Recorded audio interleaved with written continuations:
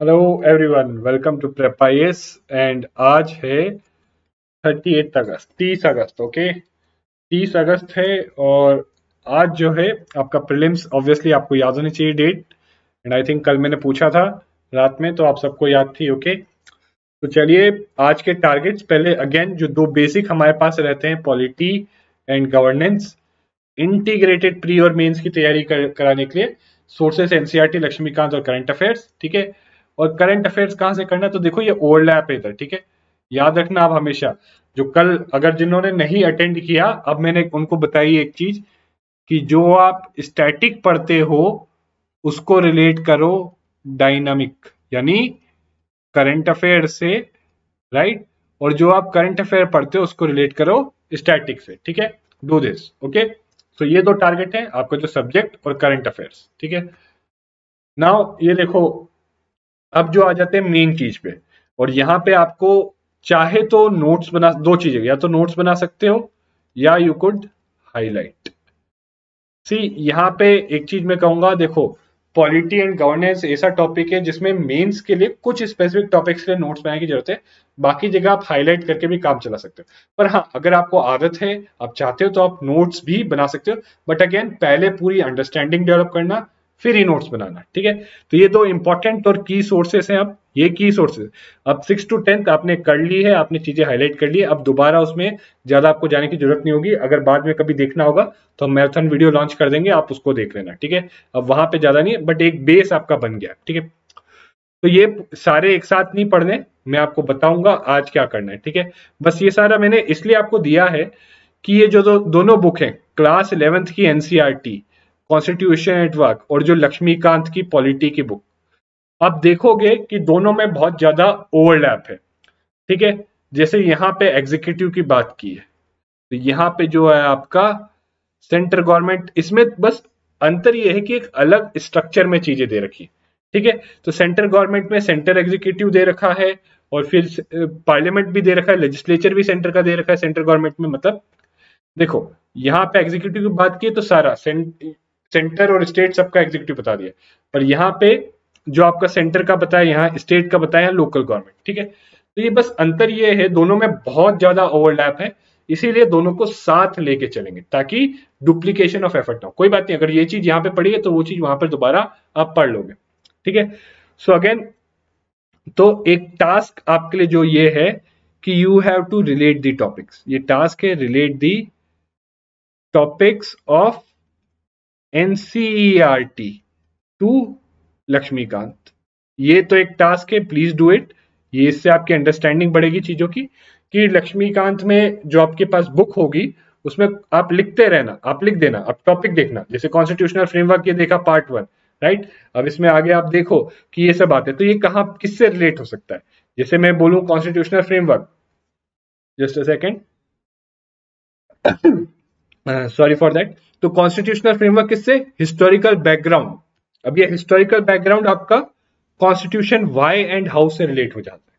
ठीक है, similarly making of constitution, ये भी आपका जो है रिलेट हो जाता है वाई एंड हाउ से। इसी तरीके से सेलिएंट फीचर्स भी आपका जो है ये इधर रिलेट हो जाता है। ठीक है, उसके अलावा राइट्स इन द कॉन्स्टिट्यूशन की बात करें, ये आपका रिलेट करता है यहाँ पे फंडामेंटल राइट्स, डीपीएसपी और फंडामेंटल ड्यूटीज, ये तीनों चीज उससे रिलेट हो जाती है। ठीक है, बाकी फिलॉसफी ऑफ कॉन्स्टिट्यूशन की बात करें तो ये आपका हो जाता है प्रीएम्बल ऑफ कॉन्स्टिट्यूशन से रिलेटेड। ठीक है, यूनियन एंड टेरिटरी, सिटीजनशिप, ये कुछ एक्स्ट्रा चीजें। अगेन सिटीजनशिप आपने ऑलरेडी पढ़ रखी होगी एनसीईआरटी में। ठीक है, सिटीजनशिप आपने ऑलरेडी, तो बेसिक आइडिया ये है आपका टास्क का कि आपको एक अंडरस्टैंडिंग डेवलप हो कि दोनों बुक में कहाँ क्या ओवरलैप है, ताकि जब आप पढ़ो तो आप दोनों को रिलेट कर पाओ। ठीक है, तो देखो यहाँ पे पहले आज आपके लिए टारगेट है कि चैप्टर 1 इसका पूरा पढ़ोगे, अच्छे से पढ़ना है अंडरस्टैंडिंग के साथ, और चीजें हाईलाइट कर लेनी है इसमें। ठीक है, फिर इसके साथ क्या पढ़ोगे, इधर आप ये तो पढ़ना ही है, इसके साथ आप यहां पे पढ़ोगे हिस्टोरिकल बैकग्राउंड, मेकिंग, ये 3 चैप्टर्स। तो आज के लिए आपके टारगेट है दिस एंड दिस 3 चैप्टर्स। ठीक है, नाउ हो सकता है थोड़ा मुश्किल लगे आपको ये, but try to do it, let me know अगर आप कर पाते हो या नहीं कर पाते हो। अब देखो, कई लोग सोचेंगे कि हिस्टोरिकल बैकग्राउंड वाला तो बहुत बड़ा चैप्टर है, पर देखो बहुत सिंपल चैप्टर है। क्यों, इसमें आपको क्या करना है, हर एक्ट को लेके आपको क्या देखना है, उसके हर एक्ट, बहुत सारे जो मतलब कॉन्स्टिट्यूशन बनने से पहले ब्रिटिश एरा में बहुत सारे एक्ट्स आए थे 1773 से लेके आपका जो इंडिपेंडेंस एक्ट तक। तो आपको क्या करना है, आपको देखना है हर एक्ट का क्यों एक ब्रीफ में, क्योंकि इसमें मेंशन कर रखा है कि ब्रीफ में क्या बैकग्राउंड है और क्यों वो एक्ट लाए, प्लस उस एक्ट के हर एक्ट के की प्रोविजन। जैसे 1773 रेगुलेटिंग एक्ट की बात करें तो उसका की प्रोविजन क्या है, उसका की प्रोविजन ये है कि आपका सुप्रीम कोर्ट बनाया गया, ठीक है, और कंपनी को रेगुलेट करना शुरू कर दिया गया, ठीक है। इसी तरीके से 1784 जो पिट्स इंडिया एक्ट बना है उसमें कुछ की प्रोविजन क्या है कि एक जो है आपका बोर्ड ऑफ कंट्रोल बना दिया गया along with court of direct. तो ऐसे की प्रोविजन जो है आप या तो उसमें हाईलाइट कर लीजिए, या अगर नोट्स बनाते हैं तो ऐसे आप एक्ट का नाम लिखिए पिट्स इंडिया एक्ट, और नोट में यहां पर लिखिए 1 सुप्रीम कोर्ट, बस सुप्रीम कोर्ट लिखिए, क्रिएटेड सुप्रीम कोर्ट मत, बस supreme court. 2 regulate the company, regulate East India company, ऐसे।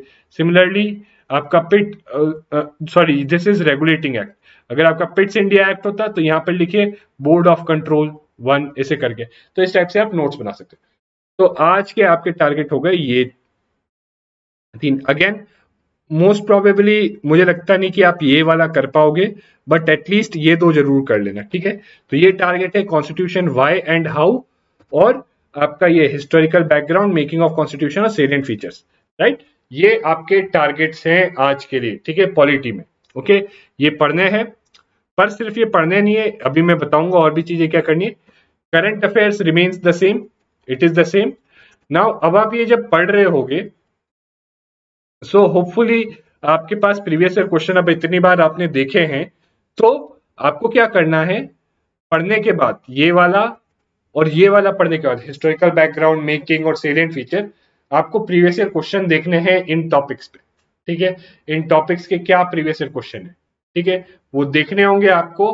और जो एमसीक्यूज आए हैं या जो मेंस के क्वेश्चन है वो देखिए और छाटिए उनमें से कि कौन से क्वेश्चन इन टॉपिक्स पे से हैं, एक बार पढ़ने के बाद या पढ़ने के पहले, अगर आपकी अंडरस्टैंडिंग बन गई है तो, और फिर उस हिसाब से पढ़िए, ठीक है।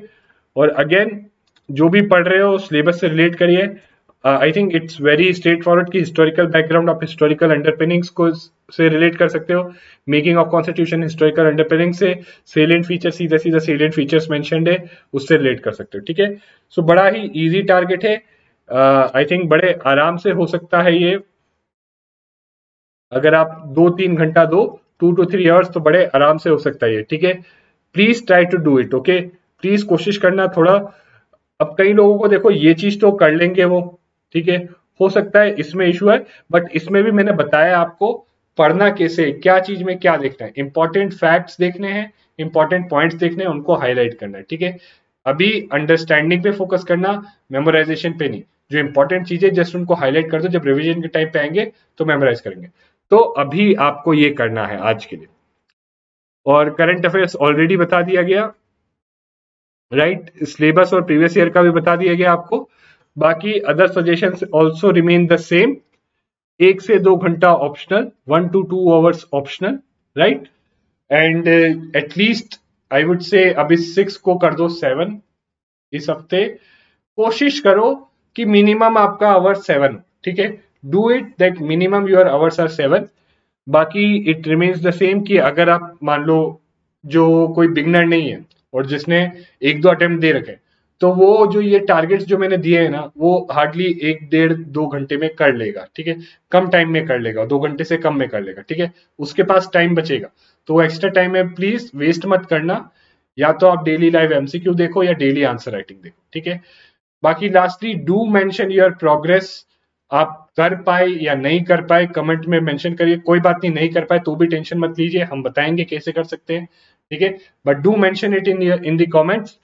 और एक और चीज, ये जो लक्ष्मीकांत का 1 2 3 है, historical background, making of the constitution और सेलिएंट फीचर्स, तो ये जो चीज है आपकी, इस पे मैंने ही पढ़ाया है, पॉलिटी की एक प्लेलिस्ट है हमारे चैनल पे, ओके, उस प्लेलिस्ट का लिंक मैं डाल दूंगा, ठीक है, डिस्क्रिप्शन में। तो या तो फिर आप खुद ही से पॉलिटी के हमारे चैनल पे जाइए, उसमें जब आप वीडियोस में जाएंगे प्लेलिस्ट में देखोगे तो पॉलिटी की एक प्लेलिस्ट बनी होगी पूरी, राइट। वो पॉलिटी की प्लेलिस्ट जरूर देखना, उसमें से वीडियो जरूर देखना।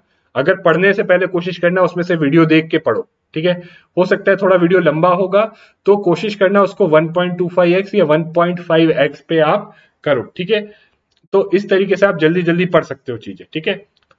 तो ये एक चीज करना, क्योंकि हो सकता है बहुत हाई पॉसिबिलिटी कि वो वीडियो अगर आप देख लो तो बहुत कम नीड पड़ेगी आपको जो है इसको पूरी तरीके से पढ़ने की, ठीक है। बहुत जल्दी जल्दी आप इसको पढ़ लोगे, okay. But do see that, okay, जरूर देखिए वो पॉलिटी की प्लेलिस्ट, उसमें से ये टॉपिक्स पे जो वीडियोस हैं उस पॉलिटी की प्लेलिस्ट में जरूर उनको देखिए, ठीक है। तो this is it for the targets of the today, right. And please do mention your progress, और कोई भी डाउट इशू हुआ है कमेंट्स में लिख दो, मेल कर दो हमें studyforupsc@theprep.in, गूगल डाउट फॉर्म है डिस्क्रिप्शन में, उसमें डाल दो, या पीडीएफ जो है डिस्क्रिप्शन में उसमें डाल दो, ठीक है। So this is it for today's guidance session, and please dedication and devotion is the key, जरूर पूरा डेडिकेशन डिवोशन के साथ करिए, so there is a very high possibility कि आप ये एग्जाम क्रैक कर पाएंगे।